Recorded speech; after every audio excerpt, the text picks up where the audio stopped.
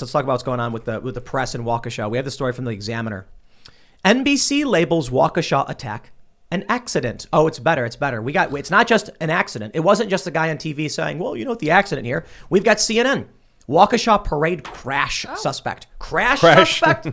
Is crash an intentional homicide act? Okay, I'll just jump over to Google. Vehicle plows through parade. There's Times of India. Good on them. CNN crash. Fox says media blasted for calling it a crash. CNN, Waukesha crash. 8-year-old victim of the crash. Parade incident. Parade incident, BBC says. They are all terrified to say it was an attack, even though the dude's been charged with intentional homicide. It was intentional homicide, I believe, right? Is that what you charged him with? I read the criminal complaint. It's amazing to me because you have all of the evidence and all of the elements in that criminal complaint. That is a terroristic criminal complaint. The only difference is that the charge isn't there and what the police, I guess the chief of police, says at the press conference. If you had added up all of those facts and you add in then one more paragraph of the statements that he had made online, the years and years worth of statements, you know what you have? You have Charlottesville. Yep. You have the Charlottesville 2017 James Fields attack. And it is all the same facts. Imagine if they found similar statements on Kyle. Except that wasn't a Christmas parade. So this is worse. So the thing about Charlottesville is that you have two angry factions. I'm talking about from the complaint side, not the situation. Right. You have two fighting sides all day. It's nuts. The cops aren't stopping, and people are. Did you cover that? I was not in Charlottesville. Charlottesville. Not there. Yeah, no, neither was I. But a guy, fired a gun at one dude. You were at Berkeley. That was it. Yeah, I was at Berkeley. That's what I'm thinking of. And then one guy's flame throwing another guy, and then a dude gets in his car. You had mutual combat. You had a lot of mutual. Oh, definitely. And then I can't speak to what's going through people's minds, but I can tell you what the video shows. Fields then starts driving down a road towards a large group. They run up and start bashing his car, and he just slams the gas and rams into people. So there's a lot of heat of the moment elements in that. Combat all day, driving down the road, the dude slams the gas. He claimed, I believe, he was trying to escape. I don't think I believe him when you have mutual combat and then a guy engages in very serious attacks on another group. Sorry, you don't get that benefit of the doubt. But in Waukesha, he drove to a parade. He sought this out. There was no combat here. It was little kids marching down the street, twirling batons, and he plows through them. This is worse. Well, so let me go read, and this is what I was getting at. I have the Wikipedia articles, and I screenshotted these earlier today. Here is the one for Waukesha. 2021 Waukesha Christmas Parade car crash.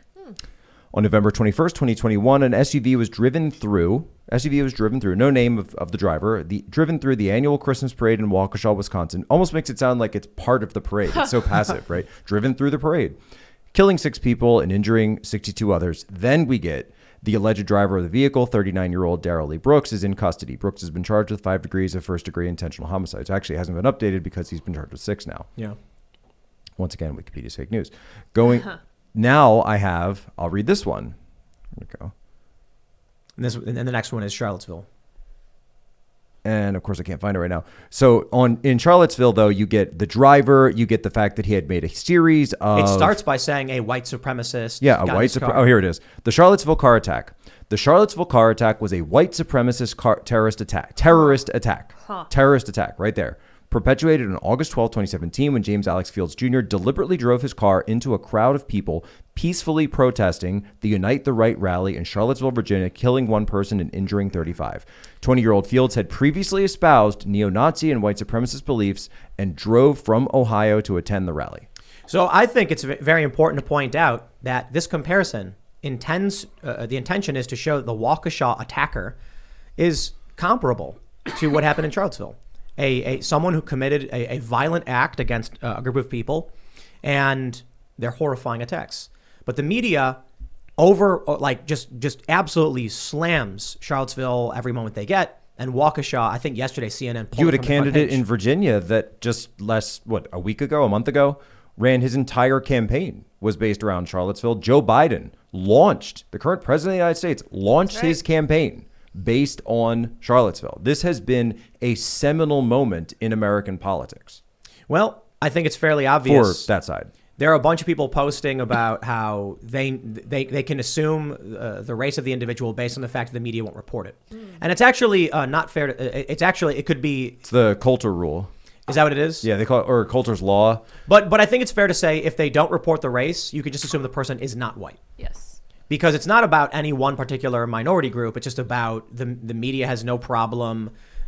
Actually, they enjoy saying like a white person did this.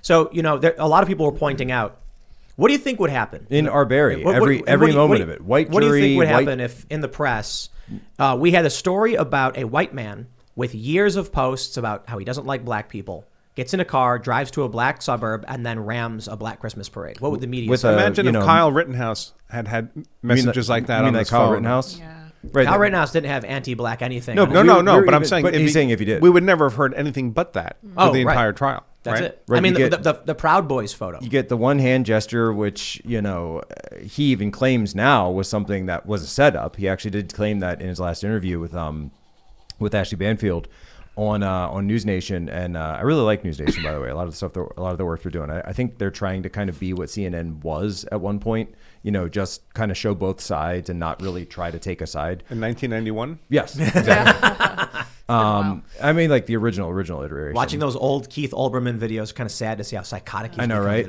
And then you also, of course, had Binger trying to make use of Kyle Rittenhouse's social media in the trial. Yeah. He fought for that supposed Proud Boys meeting photos. He fought desperately to get that into evidence. No, but he did use his TikTok. Remember that? Oh, yeah. That's the video. Sure. The video was your TikTok account 4 doors. Yeah, right. Yes. I By got the way, it. the only reason he was able to use that was because Kyle's profile picture in there had him holding the rifle. Wow. That's what made it admissible. I got to give a shout out to Deborah Messing. Deborah Messing is usually on the wrong side of a lot of things we're usually criticizing her for, but today she tweeted, "Dear mainstream media, a man intentionally drove a car through a parade, killing 6 and injuring 50 plus. It was not an accident. Fire emoji. Call it by its name, Waukesha massacre. And it was a domestic terror attack. Don't minimize, please." Bravo. Dang. Yeah.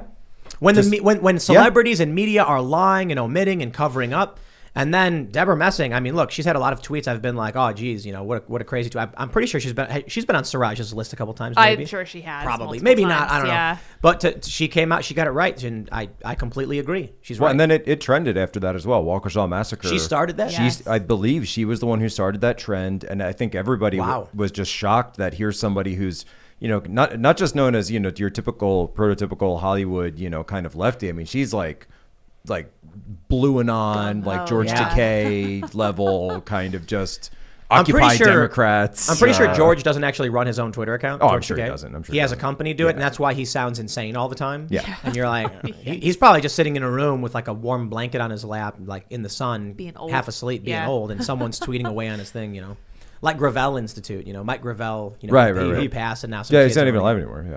Yeah, right. By the way, Gravel Institute is, so much for red flag laws then, right? Someone complains about you, your ex-girlfriend complains about you, the police come and take all your guns away because you could be dangerous. Turns out you don't need a gun to kill a bunch of people. Yeah. You can just get a Ford Escape and run it through a parade. There was someone who actually tweeted that, by the way. This is what I mean. This has been a talking point for some time.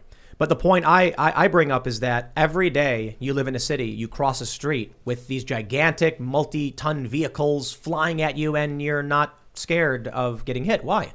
Any one of those people could decide to just hurt and kill dozens in New York City of all places, and they don't do it. It did happen a couple years ago. It does happen. It did. It was like a Halloween. It happened a lot in the summer of 2015 or 16 in Europe, and this is interesting to me because I remember how the BBC and some of these overseas organizations characterized these mysterious car attacks, exactly like the U.S. media is characterizing this. They were literally terror attacks perpetrated by foreigners who'd come into, like, for example, the UK and France, and they would not cover where these people are coming from, what their ideologies might have been. They only covered that it was a car attack. The motive may never be known. This is why when you go to a Christmas market, and Tanya and I, a couple of years ago, we were going through and visiting Christmas markets in Europe, before we had kids, obviously, and there are barricades up before you can go in every country in Europe, with the exception of Poland. Not of Estonia. course. Well, in Europe right now, I don't even know who'd want to be there, considering the extremity of the lockdowns that's been happening. Not in Poland. And not in Poland. Thanks for checking out this segment from the Timcast IRL podcast. If you want to watch live, you can check out this channel Monday through Friday at 8 p.m. And don't forget to smash that like button, subscribe to this channel, and if you want more unfiltered and uncensored content with all of these guests, go to timcast.com and become a member. All of these guests you know and love in exclusive segments on our website where we are unrestricted in what we talk about, so you'll definitely not want to miss it. Thanks for hanging out. We'll see you all next time.